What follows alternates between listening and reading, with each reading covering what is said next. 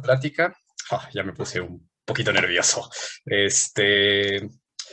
Bueno, les advierto nada más de entrada que luego hablo mucho, puedo hablar muy rápido, entonces si de repente algo no me entienden o quieren que me detenga un poquito, con confianza díganme por favor.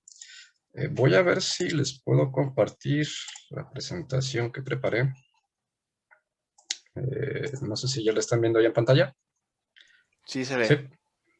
bien, entonces. Bueno, igual algunos de ustedes ya tuvieron la oportunidad de escuchar la plática anterior del doctor Rolando Cruz, también del Minano Grico. Entonces voy a tratar de no repetir en algunas cosas que él estuvo entrando y pues les voy a platicar más bien de mi experiencia con Japón y la cultura japonesa, ¿no?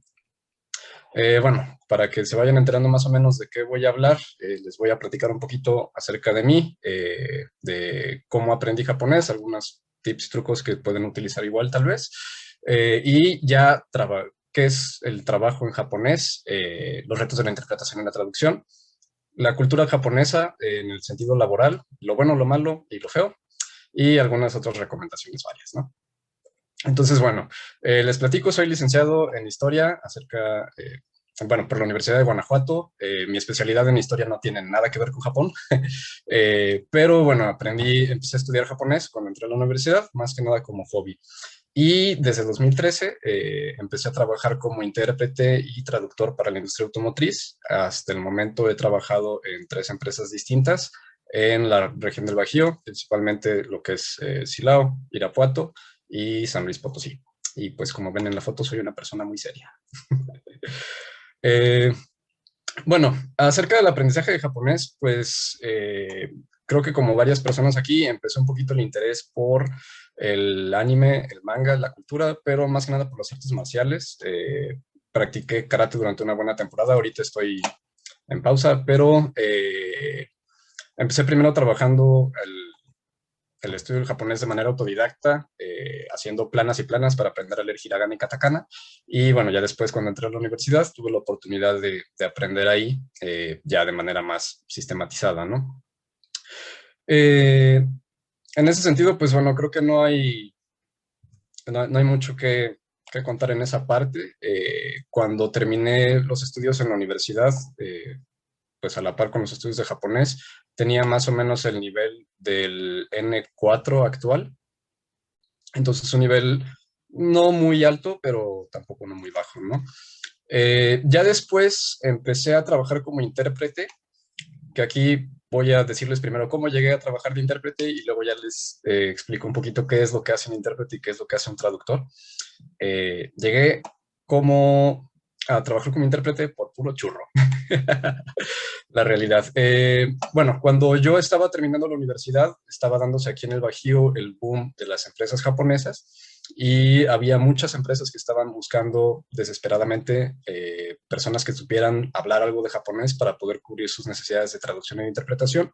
Y por medio de la universidad, una de mis maestras me contactó con una de estas empresas y pues así fue como llegué a parar a la industria automotriz, ¿no? Después de haberme licenciado en historia. Realmente cuando yo comencé tenía un nivel de japonés relativamente bajo, como les digo, un N4, que no es suficiente para ser intérprete.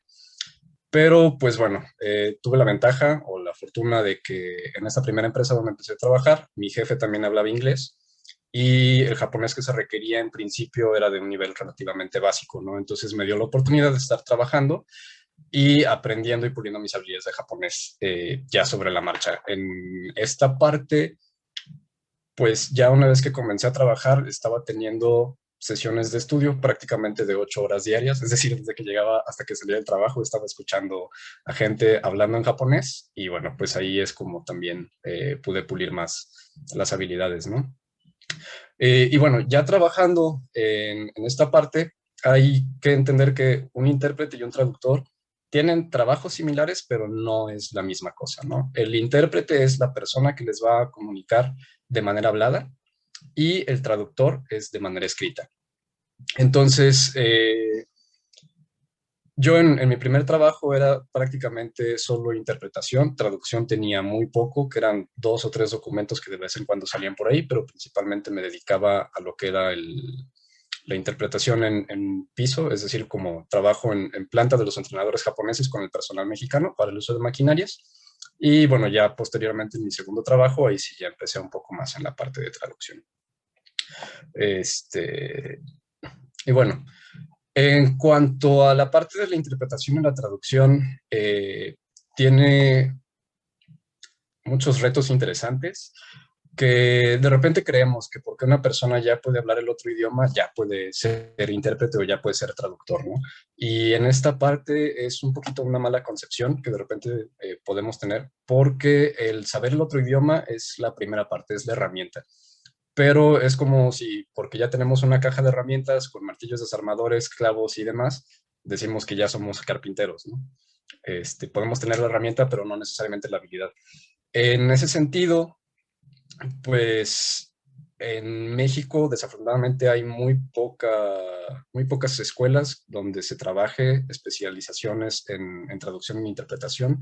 Hasta donde sé, creo que solamente en Querétaro, en Puebla y en la Ciudad de México hay universidades donde están haciendo cursos regulares de licenciatura o maestría. Eh, pero de nuevo, o sea, no hay mucha formación profesional, entonces en mi caso fue mucho aprender sobre la marcha, se tienen que aprender varios tips, técnicas y trucos, ¿no? En la cuestión de la interpretación, por ejemplo, hay diferentes técnicas que se manejan, está lo que es la interpretación simultánea, que es mientras una persona está hablando, al mismo tiempo el intérprete está pasándolo al otro idioma, y la interpretación consecutiva, ¿no? Que esperamos a que una persona termine de decir lo que quiere, hace la pausa y entonces entra el intérprete. Normalmente para conferencias y ese tipo de situaciones se utiliza más la interpretación simultánea porque pues tenemos la ventaja de que el intérprete puede estar ya sea con equipos de microfonía, etcétera, trabajando desde lejos, pero para la interpretación en juntas más pequeñas o la interpretación en pisos de producción, lo que se utiliza es comúnmente la interpretación consecutiva, ¿no? Aquí también está la cuestión de cuando estamos pasando el mensaje de un idioma al otro, de repente, por ejemplo, hay gente que se va a dar, en español hacemos mucho eso, damos muchos rodeos, aquí en México cantinfleamos mucho, entonces hay que decidir, ¿no? O sea, si nada más queremos pasar el núcleo del contenido o si queremos pasar toda la perorata que se aventó la persona. Esto depende mucho del contexto en el que estemos trabajando y creo que también es una cuestión interesante y retadora al momento de estar trabajando como intérprete, ¿no? Porque tenemos que mantener el mensaje, pero pues también hay veces que tenemos que decidir entre qué tanto pasamos solamente del cuerpo del mensaje y qué tanto pasamos de la forma en la que se transmite el mensaje, ¿no? También aquí tenemos que considerar que el contexto en el que estamos trabajando va a dictar mucho cuándo vamos a utilizar una técnica u otra, porque, pues bueno, no es lo mismo la interpretación que se hace en la industria automotriz, que era la que yo estaba más especializado, a la que se puede hacer, por ejemplo, en un contexto médico o en un contexto de, no sé, las Naciones Unidas, por ejemplo, ¿no? Que también es así como otro lugar donde los intérpretes tienen, pues, un papel muy fuerte.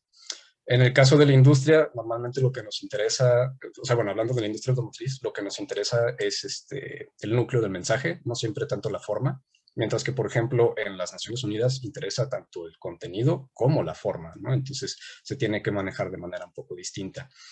También otra cuestión importante y difícil que hay que aprender a trabajar, sobre todo pues si no tienen quien les enseñe y ustedes van a empezar a trabajar como intérpretes o quieren empezar a trabajar como intérpretes por su cuenta, es aprender a separarse un poquito del mensaje que ustedes están transmitiendo en el sentido personal, ¿no? Es decir, uno como intérprete tiene que hacerse invisible, por decirlo de alguna manera, en el sentido de que solamente somos el canal de comunicación entre dos interlocutores, pero no es nuestro lugar el estar poniendo de nuestra cosecha para decir así como, o sea, para agregar o modificar el mensaje de una persona, ¿no? En este sentido, de repente es un poquito complicado cuando, por ejemplo, hay pleitos o cuando hay situaciones de regaños en la industria, siempre es al principio muy incómodo porque pues una persona le está diciendo al otro de lo que, hasta de lo que se va a morir y pues uno tiene que decirlo, ¿no?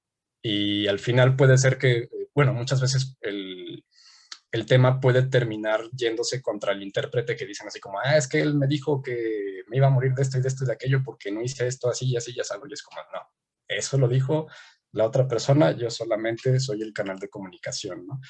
Pero, de nuevo, en esta parte hay que tener mucho este cuidado de separarse del mensaje que estamos transmitiendo y de mantener la calma, porque bueno, aquí sí ya varía un poquito de persona a persona en cómo realizan esa parte de la interpretación. Yo por mi parte, mi estilo generalmente es como muy calmado porque, sobre todo cuando son situaciones tensas de que hay algún regaño o alguna situación como de inconformidades, me tocaba ver gente que se, o bueno, toca ver, ¿no? Gente que se exalta mucho y empiezan a gritar y a levantar la voz, y uno como intérprete también puede, para mantener como más fielmente el mensaje, levantar la voz, exaltarse y gritar, pero pues a fin de cuentas, a mi gusto, eso termina impidiendo un poco la comunicación, ¿no? Entonces, de nuevo, esta es una cuestión ya de estilos personales. Pues para mí generalmente yo trato de mantener un tono neutral y que el que grite es el señor, pues yo nada más te digo qué es el contenido de sus gritos y ya que ellos hagan bolas, ¿no? Porque, de nuevo, si no es una educación que tenemos desde el principio, al momento de empezar a trabajar como intérpretes, puede afectar emocionalmente a una persona y no está padre. Entonces eso como tip, ¿no? Ahora, por la parte de la traducción, como les digo, o sea, la interpretación es la parte hablada, ¿no? Y la traducción como parte escrita. Aquí también nos enfrentamos a una serie de mensajes interesantes, o bueno, de retos interesantes, como decía Humberto Eco, un teórico del lenguaje, es que la traducción es decir casi lo mismo, ¿no? O sea, no tenemos exactamente las mismas palabras, tenemos que tratar de pasarlo lo más fielmente posible al otro idioma. Y de nuevo, dependiendo mucho del contexto y del tipo de traducción que estemos haciendo, va a haber algunas cuestiones que vamos a mantener o no. En este sentido, por ejemplo, para una traducción literaria nos interesa mucho mantener la forma y el estilo del autor original, y en una traducción más funcional, por ejemplo, para la industria automotriz, donde estamos traduciendo un manual de trabajo, lo que nos interesa es la claridad, ¿no? Entonces ahí se permite de repente jugar un poquito con que si el original en japonés tiene una gramática algo confusa o algo extraña, tratar de verificar con una persona, obviamente que esté familiarizada con dicho manual, para que nos haga la aclaración, y entonces en español podemos hacer ya una construcción mucho más clara y más comprensible, ¿no? Si lo que nos interesa es, de nuevo, un manual de uso. Pero si, por ejemplo, estamos hablando que es una poesía, entonces tenemos que tratar de mantener esta oscuridad o esta confusión dentro de la gramática y tratar de pasar lo mejor posible al idioma. Entonces, de nuevo, son retos interesantes que se plantean mucho dependiendo del contexto en el que estamos. Y bueno, ya hablándoles un poquito más acerca de la cultura laboral japonesa, como les comenté, yo he trabajado prácticamente solo con empresas japonesas desde que empecé mi vida laboral más activa. Entonces, dos de ellas han sido metalmecánicas y una de electrónicos, todos para el ramo automotriz. En esta parte, pues la cultura japonesa varía un poco con la cultura mexicana en el aspecto laboral. Desafortunadamente yo no puedo decirles qué tanto, porque de nuevo no tengo mucha experiencia trabajando con empresas mexicanas, pero sí les puedo decir que tienen una cultura laboral muy disciplinada, y en algunas cuestiones es como muy tradicionalista, también mezclando cuestiones modernas, ¿no? Creo que esta foto que tomé por ahí en Tokio hace algunos años es como buena representación. Ahí está el señor trajeado caminando entre un templo y una ciudad hipermoderna como lo es Tokio. Pero bueno, dentro de las cosas buenas que tiene la disciplina, bueno, la cultura laboral japonesa, es que tienen muy buena disciplina laboral. Es decir, o sea, separan muy bien las cuestiones profesionales de las cuestiones personales y tratan de trabajar por objetivos muy bien establecidos. Uno de los parámetros o principales de la cultura laboral japonesa es la mejora continua, la idea del Kaizen, que es como mejorar todo el tiempo en todos lados, desde cosas chiquitas hasta cosas muy grandes, y no solamente dentro de la oficina o de la actividad, sino también dentro de la propia persona, ¿no? Entonces, hay mucho esta cultura del crecimiento y del desarrollo profesional. Por lo mismo suelen tener buenos planes de carrera muchas de las empresas. Esto ya es algo que ha ido cambiando un poquito con el paso de los años, y creo que en Japón seguirá cambiando más. Pero, pues, en las empresas japonesas, a partir de, o sea, del periodo de la posguerra, se entendía mucho que una persona, una vez que entraba a la compañía, iba a estar en la compañía hasta su jubilación, ¿no? Entonces, eh, mientras, o sea, la empresa se asegura de que el empleado siempre va a tener un trabajo y el trabajador puede estar seguro que como va a mantener ese trabajo, va a estar, o sea, va a tener oportunidades de desarrollo y se va a esforzar por la empresa, ¿no? Hay una relación ahí interesante entre el trabajador y la empresa. Y esta perspectiva de que el trabajador va a estar en la misma empresa durante muchísimos años, estamos hablando 20, 30 años, también ha hecho que el cómo se funcionan las empresas varíe un poco en el sentido del desarrollo personal. Entonces es muy común que en una empresa japonesa uno entre como operador, pase X años como operador y a los X años de operador no se está en producción y de ahí lo mandan a inspección, en inspección aprende otras cosas, en inspección lo mandan a mantenimiento, en mantenimiento aprende otras cosas, eventualmente puede llegar alguna como sugerencia, puestos de supervisión, etcétera, o incluso llegar así escalando hasta la presidencia. Pero es muy común que las personas vayan cambiando de áreas en el trabajo en las empresas japonesas. Es algo que en México no tenemos la idea ni la cultura, ¿no? De repente nosotros decimos, yo en México ya entré al área X, no sé, por ejemplo, en mi caso, si de ya entré a administración y de administración no me mueven, ¿no? En Japón no funciona así, o sea, vamos, sí hay algunas separaciones entre puestos más administrativos y más operativos, pero sí se espera que si, por ejemplo, yo estoy en administración y entré a recursos humanos, eventualmente pueda pasar también por contabilidad, por compras, por ventas incluso, etcétera, ¿no? Como para desarrollar un poco más las habilidades en un espectro más amplio. Y de nuevo, esto tiene mucho que ver en cómo o sea, por cómo se ha desarrollado la cultura japonesa en cuanto a la relación laboral del empleado y el empleador, ¿no? Y bueno, otra cosa también interesante que de repente queda un poquito separado del staff regular que no habla japonés, hablando del personal expatriado aquí en México, pero las reuniones post-trabajo luego son divertidísimas, ¿no? En Japón también hay una cultura muy fuerte de, como de repente el trabajo puede ser un poco estresante o muy cuadrado, incluso en algunos lugares se llega a considerar como parte de las obligaciones laborales no escritas el tener que asistir a estas reuniones después del trabajo, ¿no? A veces los fines de semana y tal. Entonces, en Japón es muy común que en las empresas el fin de semana, el viernes por la noche, cuando ya acabaron todos los labores, se va toda la plantilla con el jefe y se van a beber. El jefe ahí les picha algunas bebidas o algo y pues tienen un buen rato de convivencia, ¿no? Entonces se pone divertido. Ahora, por el otro lado, las partes no tan positivas de la cultura laboral japonesa, ¿no? El estilo didáctico de repente es muy cuadrado para ya cuando estamos trabajando en la empresa. Lo conocen como el OJT, el On the Job Training en inglés, entonces por eso el OJT, no porque sea ojete, pero, pero sí de repente es un estilo muy cuadrado, ¿no? De nuevo, esto varía mucho de persona a persona, pero la norma en Japón es, tú observas, ves cómo lo hace 2, 3 veces la persona y ahora te toca replicarlo y nada más te van a estar viendo para ver si lo haces bien o lo hacen mal o lo haces mal, pero no hay siempre o sea, no siempre hay mucha oportunidad de estar preguntando o de tener una retroalimentación de parte del instructor, ¿no? O sea, es mucho esta cultura de observa y aprende. Y de que uno tiene que estar investigando por sí mismo. Entonces, de repente nos toca un poquito aquí la cultura en este sentido en México, que estamos acostumbrados, por ejemplo, cuando entramos a un nuevo puesto, que vamos a recibir un entrenamiento muy específico y que estamos esperando que llegue alguien y nos diga, te voy a enseñar esto y aquello, ¿no? Acá los japoneses es más bien, te van a jalar y tú aprendes lo que tengas que aprender, pero no te van a estar explicando todo el tiempo. Entonces, de repente eso puede causar un poco de conflicto, sobre todo, bueno, de este lado del charco. Ahora, otra cuestión que también entra mucho en conflicto la cultura japonesa con la cultura en México es hablar durante el trabajo, ¿no? En Japón, en las oficinas y en las empresas, ustedes van a ver a la gente que no habla para nada y cuando hablan únicamente es para cuestiones específicamente de trabajo, así como de pásame la herramienta o qué pasó con X o Y proyecto, ¿no? Pero no van a ver qué están platicando, que si vieron el partido de anoche, que si ya vieron la serie tal o que si ya leyeron X noticia, o sea, ese tipo de interacción durante las horas laborales no la hay.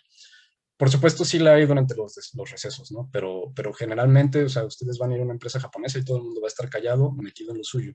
Eso choca mucho de repente con cómo trabajamos aquí en México, donde somos más dados a hablar, a estar en la chorcha, a tener la música, a estar platicando mientras hacemos actividades, sobre todo si son actividades manuales.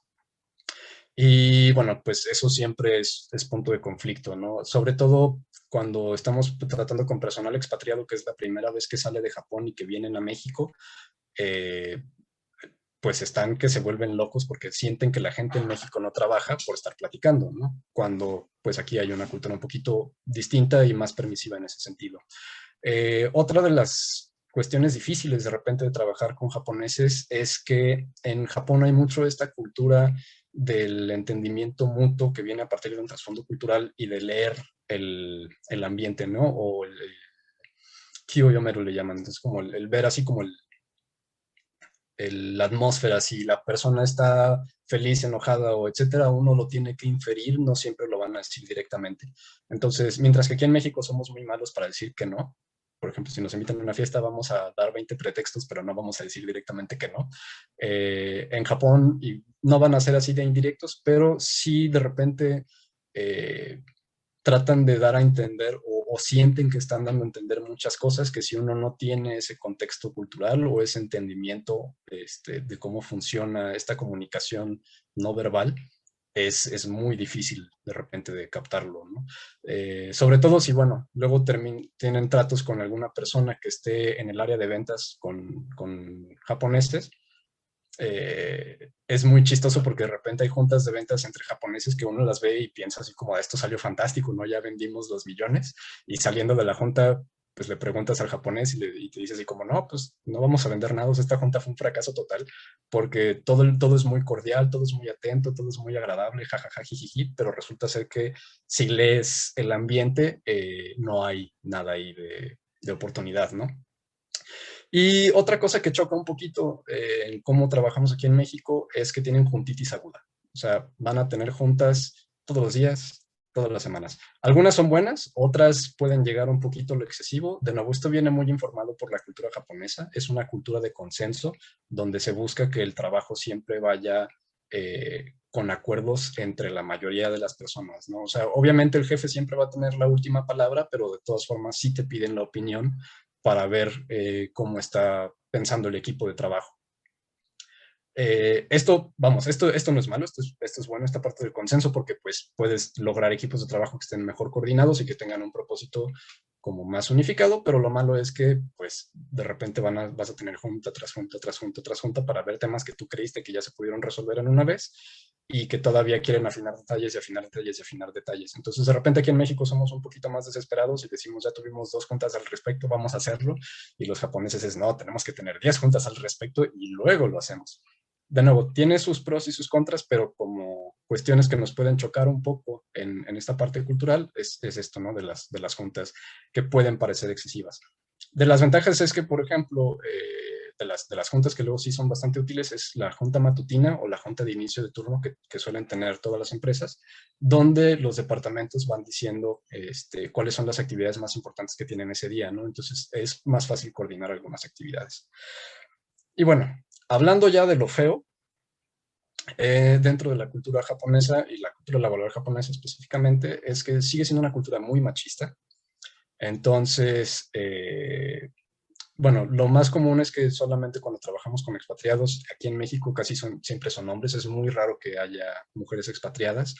Es todavía más raro que estén en puestos gerenciales, ¿no? Incluso en Japón es todavía muy raro que haya mujeres en altos puestos gerenciales. Es común que estén en altos puestos como de secretarias ejecutivas, por ejemplo, pero no de directoras o de CEOs o directoras generales de compañía. De nuevo, esto ha ido cambiando un poco con el paso de los años y creo que actualmente en Japón sí ya hay más apertura en ese sentido, pero sigue siendo un lastre que de repente también se puede ver en algunas interacciones dentro de la oficina, sobre todo con, bueno, lo que me ha tocado a mí ver con compañeras que también son intérpretes, que cuando tratan con japoneses sí hay un trato un poquito diferenciado de cuando es el trato como por ejemplo conmigo, ¿no? O sea, de las chicas luego se espera que durante una junta, así como seguramente lo habrán visto ya en alguna serie o en algún anime, que están todos en la salita y llega alguien a poner el té o el café para las visitas, se espera como que de las chicas que hagan eso, ¿no? Y no necesariamente de los hombres. Entonces esa es una de las cuestiones que es un poquito feas. Digo, México pues también cogemos de repente de esa pata del lado machista, pero en Japón sí puede llegar a ser como muy obvio en esta parte del aspecto laboral, ¿no? Otra de las cosas que no está tan padre es que el trabajo es prioridad por sobre todo. Aquí en México, normalmente nuestra prioridad suele ser la familia, ¿no? O sea, si tenemos algo en el trabajo y, por ejemplo, es que mi mamá tiene un evento o mi hijo va al bailable de la escuela o que mi tía se cayó de las escaleras y la voy a ir a ver al hospital. O sea, soltamos el trabajo y nos vamos al evento familiar, ¿no? A ver a las personas. Y vamos, en Japón a veces es mucho al contrario, se ponen primero al trabajo y luego a las relaciones familiares, ¿no? Entonces, de repente, ese lado también chocamos porque, de nuevo, cuando vienen los japoneses y es la primera vez que están en el extranjero y que están tratando con extranjeros trabajando, ellos asumen que nosotros vamos a soltar todo por el trabajo, ¿no? Y que pase lo que pase, si lleve tren o relampaguee, nosotros vamos a estar ahí en la oficina, cuando nuestras prioridades pueden ser otras. Y pues ahora sí que eso depende ya de cada persona. Yo particularmente también soy más como prefiero las cuestiones personales o familiares por sobre el trabajo, ¿no? O sea, el trabajo a fin de cuentas es un medio de vida, pero alguna vez hablando con un japonés, él me decía, es que nosotros de repente parece que la idea es muy fría de que, es que el trabajo es primero, pero yo lo considero como que el trabajo por mi familia, ¿no? O sea, si no trabajo yo, ¿quién los alimenta? Entonces es como que tengo que sacrificar igual algunos eventos sociales familiares, pero por asegurarles el medio de vida, mientras que nosotros preferimos a veces sacrificar un poquito de esa parte del medio de vida por participar en el evento social. Entonces, bueno, pues ahí es un balance ya más personal de cada quien, pero que sí es cierto que el trabajo luego es priorizado, ¿no? Y que puede generar algunos conflictos cuando están de este lado del charco, que también se espera. eh, bueno, que en México también hay mucho eso de ponerse la camiseta, ¿no? Así como de que te vas a quedar horas extra toda la semana. Ahora esto ya ha cambiado mucho en Japón, sobre todo porque, bueno, la muerte por desgaste físico derivado del estrés laboral sigue siendo una de las principales causas de muerte en Japón, que es el llamado karoshi, que es literal así como muerte por burnout. Entonces, me parece que hace un par de años pasaron una reforma de las leyes laborales en Japón donde ahora se exige que las personas tomen vacaciones, que tomen, o sea, que no puedan trabajar más de X horas extra, que en México ya lo teníamos estipulado, ¿no? Pero de todas formas, sigue habiendo muchos japoneses, sobre todo los japoneses más viejitos, que suelen ser los que están como directivos o gerentes, altos gerentes en las empresas, que traen esta idea de que pues el tiempo extra es de cajón, que se tiene que hacer, ¿no? Que siempre tenemos que estar haciendo tiempo extra o que siempre vamos a estar primero el trabajo. Ahora, otra de las cosas feas también en este sentido, bueno, de la cultura laboral, es que todavía hay una cuestión de nacionalismo y de racismo que sí puede ser algo notoria en algunas circunstancias. De nuevo, esto varía mucho de persona a persona. Yo he tenido muy buena suerte en ese sentido de que me ha tocado solo taparme con 2 o 3 individuos que tienen estas ideas no tan agradables, pero lo que sí es cierto es que muchos japoneses, cuando es la primera vez que salen de Japón, pues se les educa, ¿no? De que Japón es un país fantástico y que es lo mejor de lo mejor, como a nosotros igual en su momento se nos ha educado que México es un país fantástico y es lo mejor de lo mejor, y como todos los países, ¿no? Tienen sus pros, tienen sus contras, tienen sus deficiencias, pero ellos llegan de repente creyendo que es la última coca en el refri y que por lo mismo todos los demás países pues los ven para abajo y puede causar conflictos. De nuevo, esto varía mucho de persona a persona, o sea, es una generalización porque sí hay este problema de que no están, viene mucho informado por su cultura y por su historia, ¿no? O sea, por este periodo como de, ahí ya no me acuerdo, como 200 años que estuvo Japón cerrado sobre sí mismo, o sea, durante este periodo de encierro de Japón, o sea, que no permitían el paso de extranjeros, pues siguen teniendo como todavía de repente esta cultura muy cerrada, ¿no? Y también son un poco racistas en ese sentido. De nuevo, uno va a Japón como turista y no lo van a notar. O sea, la gente es súper amable, todo el mundo es muy agradable, o sea, hay un montón de gente que está dispuesta a ayudar a los extranjeros con cara de perdidos. Si les hablas tantito japonés, se van a poner luego así como de, Nihongo, yo se desne. Y son muy agradables, pero sí, de nuevo, hay como todavía este roce de ligeramente xenófobo de que no eres completamente japonés y hay como cierta desconfianza, ¿no? Porque entienden que tu cultura es diferente, pero no siempre aceptan esa diferencia. Entonces puede generar algo de conflicto. Y bueno, de nuevo, o sea, se ve mucho aquí también porque cuando vienen los expatriados, traen esta expectativa de que todo el mundo va a trabajar con la idea del trabajo es primero, y vamos a trabajar a la japonesa y resulta ser que llegaron a México y que aquí hacemos las cosas de manera un poquito más tropicalizada. En automático asumen que toda la cultura es así horrible, malvada y empiezan los conflictos, ¿no? De que pues no se ven mal unos a otros. De nuevo, esto depende ya también como qué tan bien se pueda ir tomando esta comunicación con las personas. Afortunadamente, la mayoría de los extranjeros que pasan ya un cierto tiempo fuera de su país se van acostumbrando a la otra cultura y se vuelven un poco más abiertos en este sentido, ¿no? Entonces también desaparecen mucho estos problemas de nacionalismo y racismo, pero de nuevo, sí es algo que pasa, desafortunadamente, ¿no?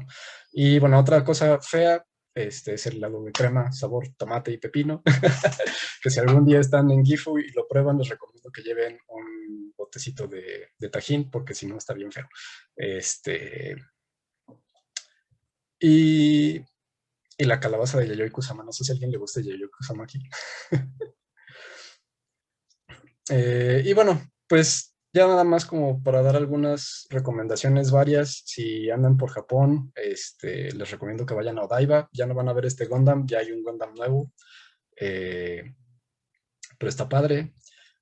Y pues, pues sí, entender como parte de esta cuestión del entendimiento con la cultura japonesa es que también es una cultura muy estacional. Entonces, dependiendo del periodo del año en el que vayan de visita, va a haber actividades muy distintas unas de otras. Dependiendo del periodo del año en que agarran a los japoneses, va a haber unos de más buen humor, más mal humor aquí en México, ¿no? Y, y pues visiten templos y demás. No sé si tengan alguna pregunta. Creo que no sé si me fui muy rápido, de hecho, pero no sé si tengan alguna pregunta de cualquiera de los temas expuestos o no expuestos. Adelante.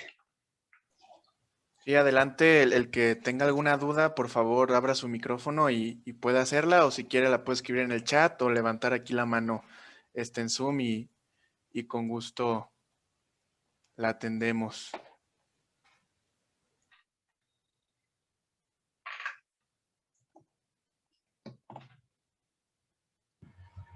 Sí, Sí, Ivone, adelante.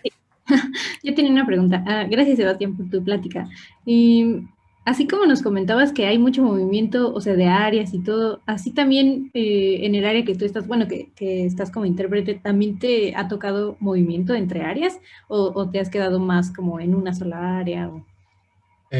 Sí, bueno, de hecho, en la última empresa en la que estuve trabajando,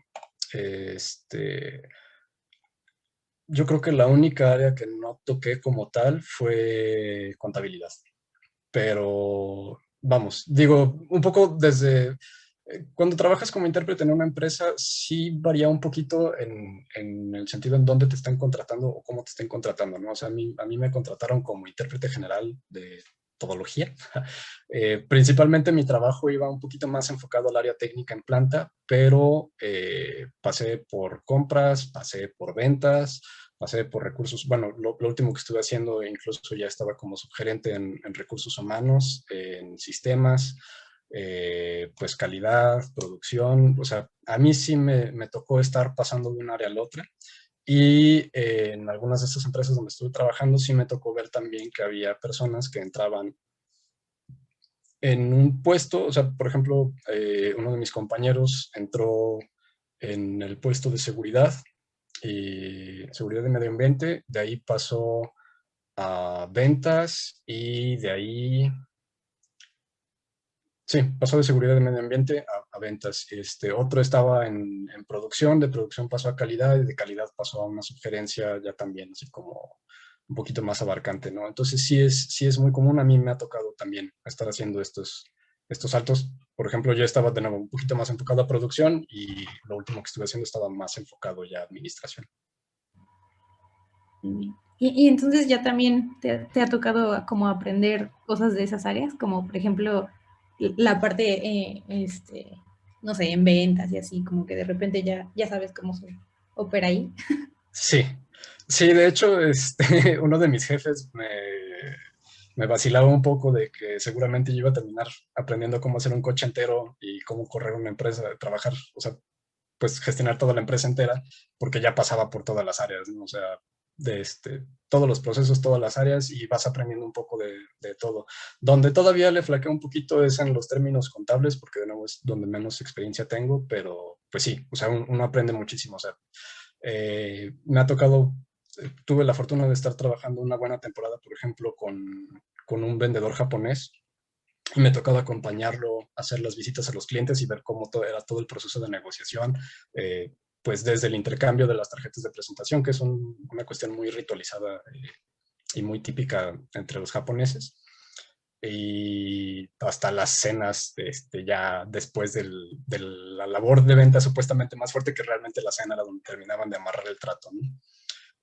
Pasando de ahí, o por ejemplo, en otra ocasión estuve también acompañando a un japonés a hacer auditorías de calidad, de procesos de calidad a una empresa contratista. Pues sí, uno aprende de todo. Hay una pregunta en el chat de Arlet. No sé si la quieras Ah, ok. decir o si la podemos leer. Sí, dice que si ha disminuido la demanda de intérpretes o disminuido la oferta laboral o la inversión japonesa o si aún es redituable. Yo creo que la demanda de intérpretes no ha disminuido tanto. Sí ha habido variaciones, vamos, de cuando yo empecé a trabajar hace 7 años a la fecha, creo que sí ha habido una ligera tendencia a la baja en cuanto a la demanda. Pero bueno, ahora con todo el tema de la pandemia, el año pasado, por lo que sé, hubo muchos movimientos porque mucho personal expatriado japonés regresó a Japón y muchas empresas decidieron prescindir de sus intérpretes y ahorita otra vez hay mucha demanda de intérpretes que están recontratando, ¿no? Y también, pues bueno, igual con lo mismo de la reactivación de empresas y demás, creo que sí ha habido otra vez un poquito incremento en la demanda, pero no creo que haya una variación muy alta contra hace 7 años. O sea, de nuevo, es un poquito menos, yo creo, pero lo que sí es que es mejor pagado, porque también, bueno, como que sí se ha especializado un poquito más en ese sentido pues ahora sí que los recursos humanos, el recurso humano, las personas. Entonces, ahorita el salario base de un intérprete, o sea, con relativamente poca experiencia contra el salario base de un intérprete de hace 7 años con el mismo nivel, sí hay una diferencia que será como de casi 5 o 6 mil pesos en el salario base.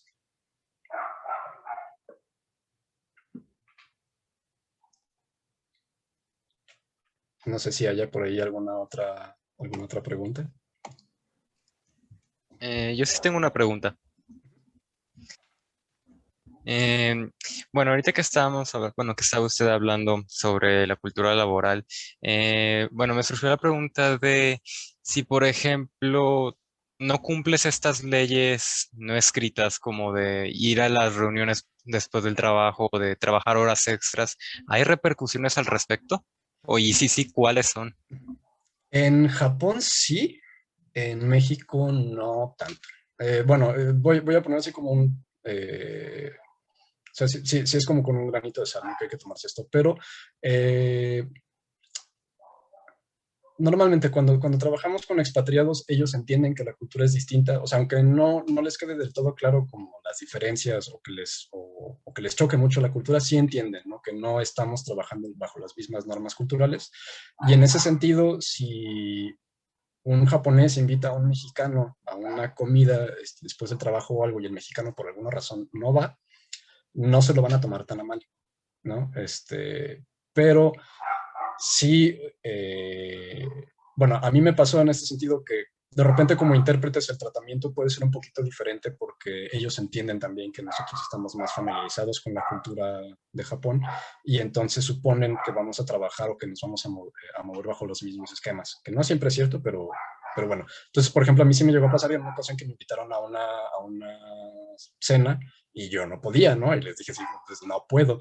Y el señor se super agüitó y dejó de invitarme a todos sus eventos, porque lo pensó un poco como que, o sea, como mala educación, cuando en realidad pues era una cuestión totalmente ajena a eso. O sea, yo ya tenía un compromiso previo y no podía desembarazarme, pero de nuevo, como ellos lo consideran, es una cuestión de trabajo, es mi superior en el trabajo y lo está solicitando, entonces tengo que asistir, aunque sea 5 minutos a asomarme ahí, saludar y ya irme. En Japón sí puede traer algunas repercusiones, porque de nuevo, Japón es una cultura muy de grupos, o sea, tiene una cuestión de grupo impresionante y el no aceptar ir a este tipo de reuniones o aunque sea a saludar un ratito, aunque no vayas a hacer nada, nada más vayas y te pares ahí como moped 20 minutos. Si no lo haces, sí se entiende como que no estás dentro del grupo y te pueden ir relegando para algunas tareas o para algunas consideraciones. O sea, ahí sí puede haber ya algunas implicaciones a largo plazo a nivel laboral y dentro del ambiente laboral también como que empiezan un poquito así como de, ay, este es el sangrón y no nos pela, entonces sí puede haber un poquito más como de separación en ese sentido, ¿no? Aunque si vas a la reunión y resulta ser que de todas formas todo el mundo te cae gordo, ¿no? O sea, tienes que ir a la reunión y pues estar ahí sentado y nadie te va a decir, no sé, no te van a molestar por eso, pero si no vas, ahí sí va a haber ya conflictos. Vale, muchas gracias. De nada. Hay A otras ver, 3 preguntas aquí en el chat. a ver, de Ivonne, dice que ¿cuál es la temporada más divertida para visitar Japón? A Fuji solamente se puede ir antes de invierno, sí. Bueno, la temporada más divertida está bien difícil porque a mí me encanta, a mí me encanta Japón, eso se los puedo decir. Y yo he tenido la suerte de visitarlo en distintas temporadas y cada una tiene lo suyo, ¿no? Si no les gusta el frío, invierno y principio de primavera están fuera de la cuestión. Pero de nuevo, hay muchas actividades estacionales muy padres. O sea, por ejemplo, en primavera hacer el hanami, o sea, irte a ver los cerezos en flor. Parece chiste, pero es divertidísimo, es muy padre, o sea, es muy bonito ver así como todos los jardines con los cerezos floreando y todo el mundo haciendo picnics. En verano, por ejemplo, al norte de Japón hay un montón de festivales súper interesantes. Pues hay regiones, por ejemplo, el Monte Fuji, algunas otras zonas montañosas como Yamagata, Aomori, Hokkaido, que lo mejor es, si quieres visitar, o sea, tienes que ir en verano porque en invierno está tan nevado el asunto que no se puede transitar, o sea, por seguridad no te dejan. Si quieres ir a nadar a una playa, también tienes que hacerlo en verano porque en invierno y otoño suelen estar cerradas. Hace mucho frío además. Entonces, pues ahora sí que un poquito dependiendo de lo que quieras ver, yo creo que todas las temporadas valen.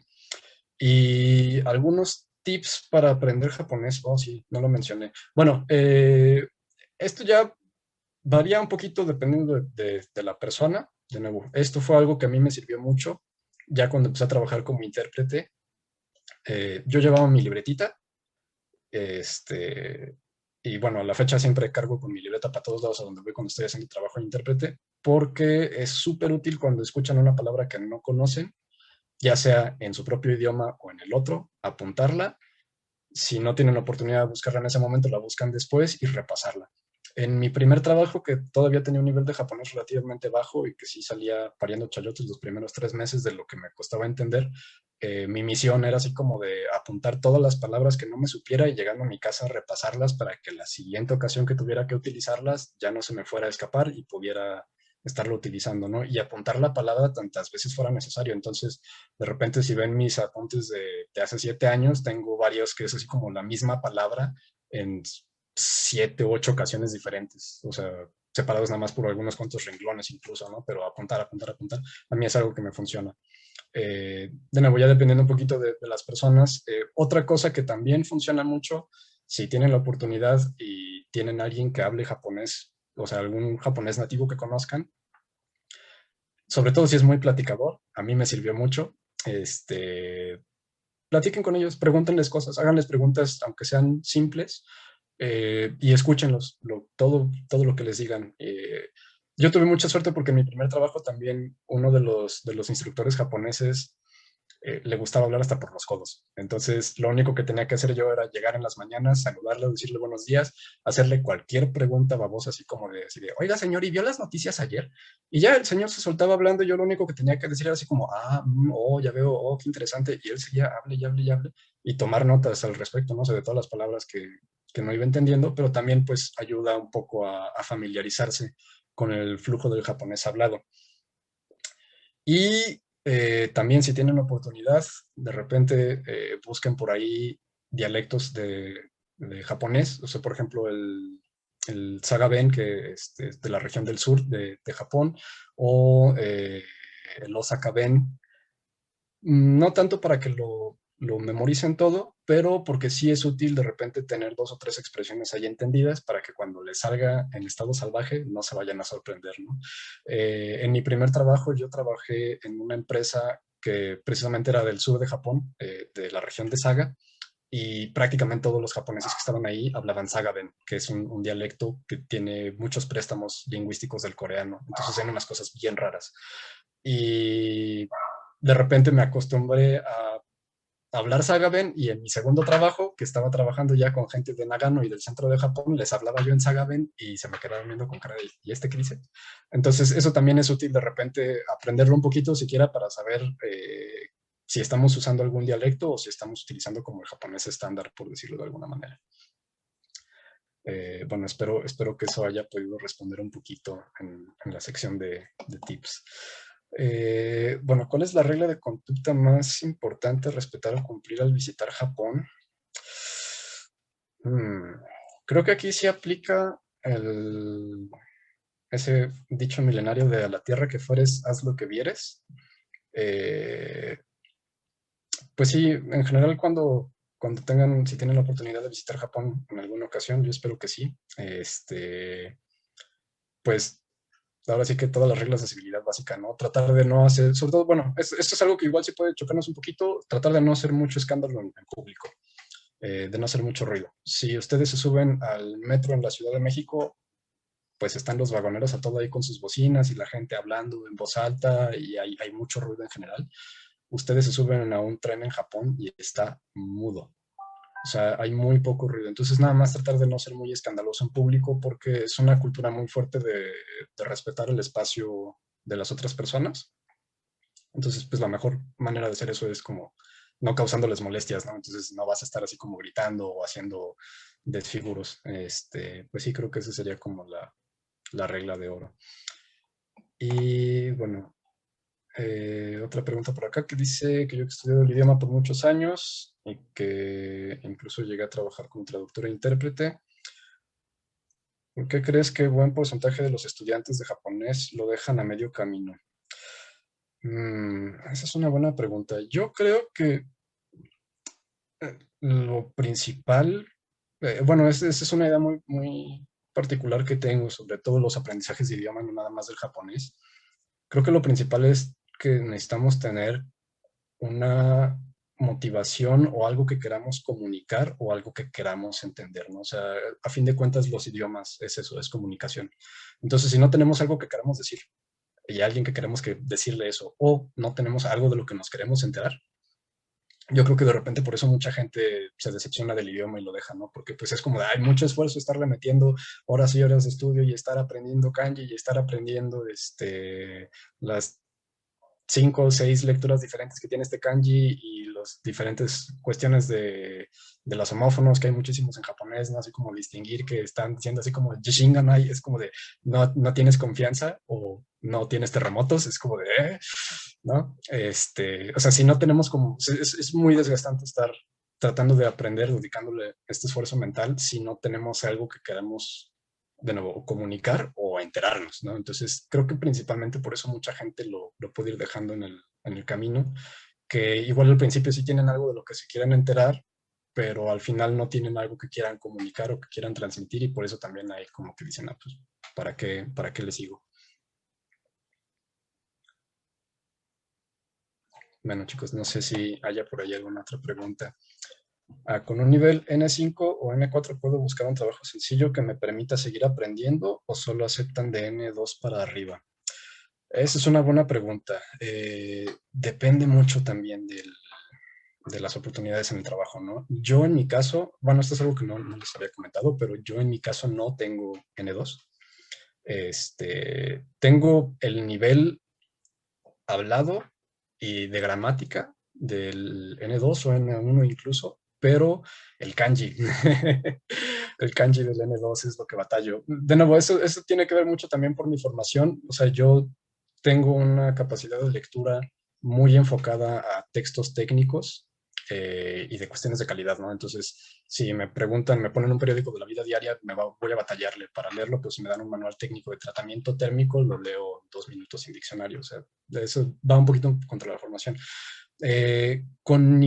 sea, con el nivel de gramática de N5, N4, yo creo que se tienen las bases suficientes para ya de ahí empezar a desarrollarse.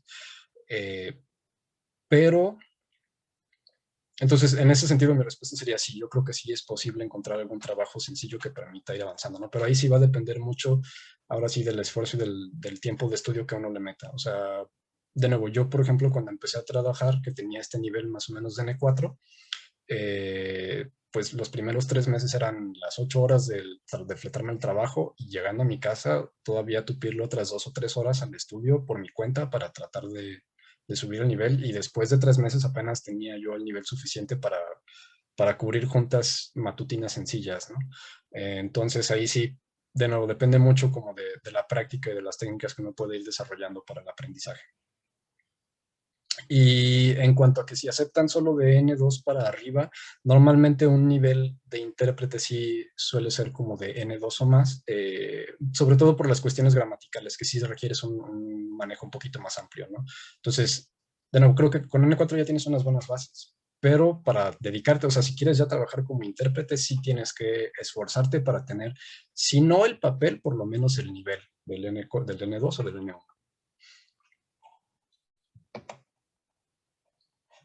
Bien, no sé si haya por ahí alguna otra pregunta. Sí, yo. Uh-huh. Pues me llamó mucho la atención lo de la nieve de tomate con pepino, porque no sé. ¿Qué fue lo más rico que llegaste a comer estando allá? Híjole, la pregunta del millón.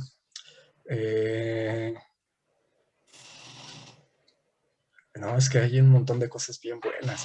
Depende mucho de la región. Yo tuve la fortuna he estado 2 veces en Japón únicamente, pero sí tuve la fortuna de que estuve moviéndome muchísimo en esas 2 ocasiones, ¿no? La primera ocasión estuve yendo del centro hacia el sur y en la segunda hacia el norte.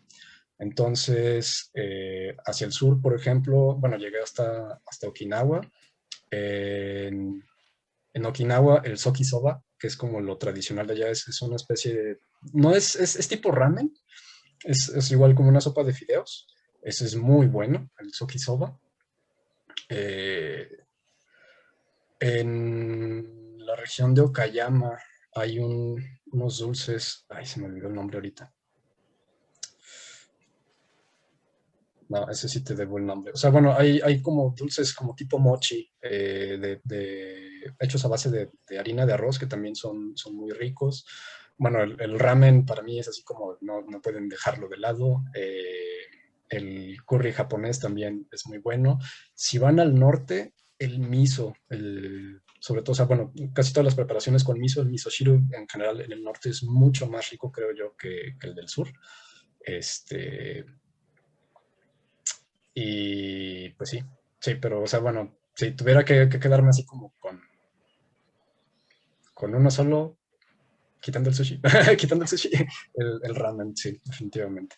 Y bueno, si tienen, o sea, si son un poquito más valientes en ese sentido, porque sé que de repente aquí en México no somos muy dados a eso, hay muchos platillos de pescados crudos que son muy buenos. Sí. Gracias. De nada. Muy bien, pues si no hay ninguna otra pregunta, podemos proseguir ya con el cierre del evento. que ya van a dar las 4. Entonces, si quieres, ¿puedo compartir la pantalla, Sebastián? Sí, adelante. Espera, ahí está. Ahí está. Bueno, ya para terminar, bueno, continúa, Tony. Perdón, una disculpa. Sí, perdón, desde que ya iba a hacer lo siguiente. Sí, bueno, ya pues sí, como había dicho aquí José, para terminar, pues le queremos dar este reconocimiento a Sebastián por ayudarnos, pues, y apoyarnos en estos inicios del club con esta conferencia que la verdad estuvo muy, muy interesante sobre, pues, la cultura laboral allí en Japón, que creo que a muchos de nosotros que estamos aprendiendo el idioma, pues tal vez en algún punto nos interesaría, pues, trabajar en una empresa japonesa. Entonces, bueno, ya te lo estaremos haciendo llegar ahí por correo electrónico. Y no sé qué querías decir, José, si quieres adelante. Bueno, sí, hay una disculpa otra vez, pero bueno, ya para terminar y pues para que quede de evidencia, no sé si, pues bueno, los que puedan y quieran puedan prender sus cámaras para tomar una foto.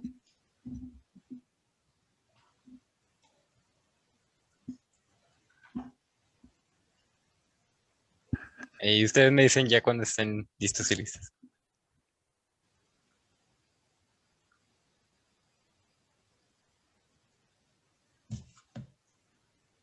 Bueno, y la voy a tomar en 3, 2, 1. Listo, ya está. Y pues bueno, muchas gracias a todos los que pues se dieron el tiempo de venir a escuchar la conferencia. Muchas gracias a Sebastián nuevamente por asistir.